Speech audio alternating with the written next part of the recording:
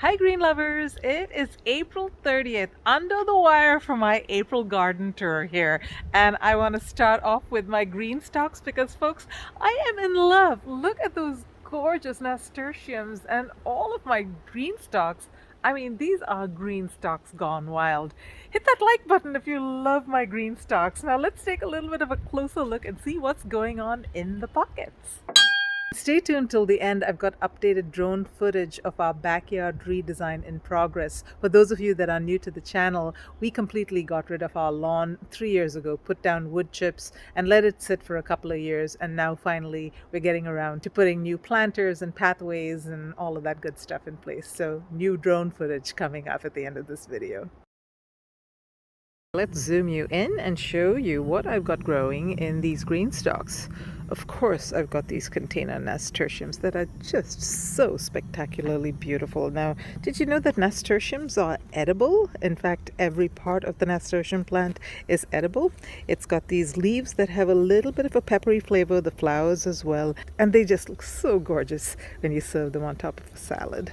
So just add that touch of elegance. Now I love the variegated leaves. I believe they're called Alaska nasturtiums. So I'm going to be saving seeds from these. Look at the color. Oh my gosh, so pretty. My brassicas obviously bolting. This is a tatsoi. I believe this is a Chiji Misai, which is one of my favorite tatsois. I always save seeds for these. I've got this lovely lettuce. It's called Marvel of the Four Seasons. It's the first time I'm growing it this year, but it's one of the tastiest lettuces that I've grown, and I will be growing this every year in my garden. Let me spin you around here and show you this gorgeous purple cauliflower that is going to seed. It is done for. I should have harvested this earlier, but this is called Graffiti cauliflower. So if you want to get this lovely, beautiful colored cauliflower, that's what you want to get, Graffiti cauliflower. Speaking of gorgeous colors, this one over here is another of my favorite lettuces. It is Merlot lettuce. Look at that beautiful Merlot color. It's a romaine variety, but actually it doesn't go bitter like some of my other red romaine lettuces. So again, another one of my favorites that I will grow every year and I will save seeds for. Look at those violas. These are Johnny jump ups. So pretty. Now this here is my bully. This is my Egyptian walking onion. Again, one of my favorite plants. And I tucked this in here mainly because I had some space. You know, chicken math, the plants are small and you think that you can fit a lot more in the pocket, and then what happens is they grow, and then the main attraction, which was supposed to be, I believe this is a Merlot lettuce that's not even getting enough sunshine because of this big bully that's completely taken over this pocket, and it's grown some really thick stems.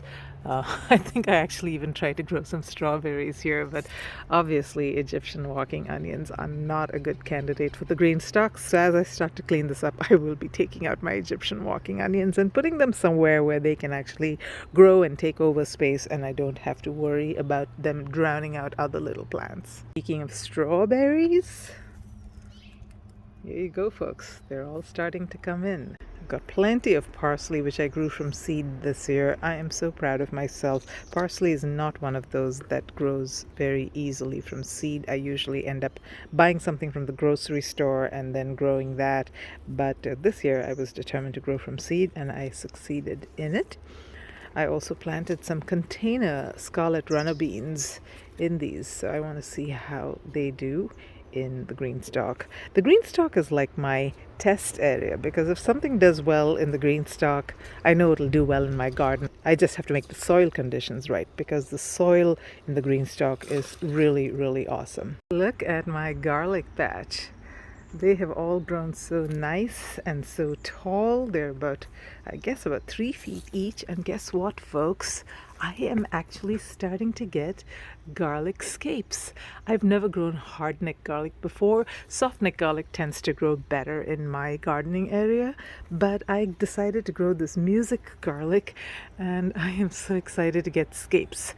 I hear they are super delicious and you want to harvest them when they grow a little bit taller than the plant. And that's also an indication that harvest time for garlic is a couple of months down the road. So if you guys have any great recipes for how to use garlic scapes, please do share them in the comments. I am excited to get garlic scapes this year. This is my onion patch, and this is the first year that I'm growing onions from seeds. I usually get little plants from Dixondale, so I am excited to grow my own onions from seed, and it has reached a point where the bulbs are starting to form. So this is really exciting. And remember the pea plants that had all gotten eaten by rats and were trying to recover and grow shoots? Well, they are all coming up nicely and they are producing peas for me. This is the last set of peas that I'm going to be having this season, but it is so exciting to get some peas this year given that I had so much misfortune with rats eating up all my little plants. Pea blossoms are just so very pretty. Guess what, folks? My tomatoes are in the ground, most of them, 2/3 of them. I've still got one more raised bed that I want to plant tomatoes in, but I'm using this new trellising system this year. I'm going to be single stemming these tomato plants, and I'm going to be twisting them around this wire, and this is hanging off of a galvanized metal wire that goes from one end to the other. So I'm growing these tomato plants, as you can see, very close together, and the hope is that I can grow more tomato plants like this, but because I'm going to be single stemming them, which means I'm going to be removing any of the suckers, it's going to be able to focus the energy on the main stem, and then as it produces those trusses of tomatoes, they ripen one bunch at a time. I harvest them, and then the next bunch ripens, and so on and so forth. I probably will get less tomatoes, but the hope is that I'll get them earlier and that I'll be able to get them before the rats get them, because I'm going to be paying close attention to them, and as soon as I see even the slightest blush of pink, I will be harvesting them. The potato plants are doing quite lovely as well. Lots of green leaves, which is what I like to see. They do tend to get affected by all kinds of critters. The roly-polies particularly love to eat these plants, but it seems like they're doing okay in spite of it, so I'm not going to worry too much about it. I have gotten my overwintered peppers that I grew in 1-gallon pots over the winter. I've planted them, and I'm hoping that I will get some early production this year. These are some of the varieties that actually take a long time to produce fruit. This is a Mad Hatter, and this, I believe, is a red pequeen pepper. So we'll see how quickly I get fruit this year, but they're looking really nice. I've got some beans growing. Now these I succession plant every month or so. So these are bush bean variety. You can see the little blue tape that I've got at the bottom. These tend to also be attacked by roly-polies and other insects. They chop it off right there. So the blue masking tape at the bottom seems to do a good job of protecting them.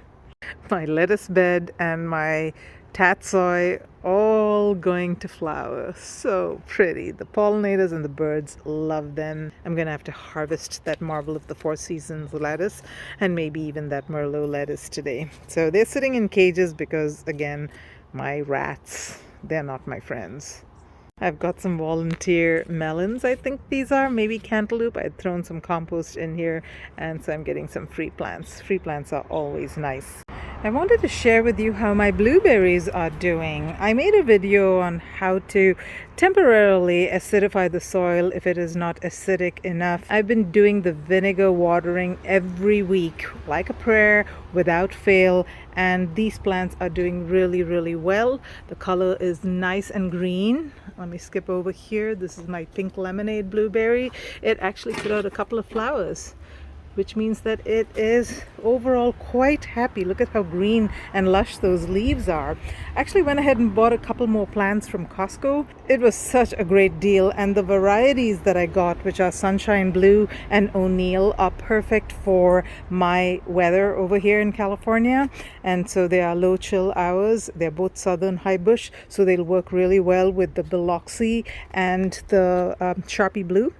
So I've got 4 plants now, different varieties that are all southern high bush. Actually, I've got 2 little Biloxi plants here, and I've got 1 self-fertile rabbit eye pink lemonade plant.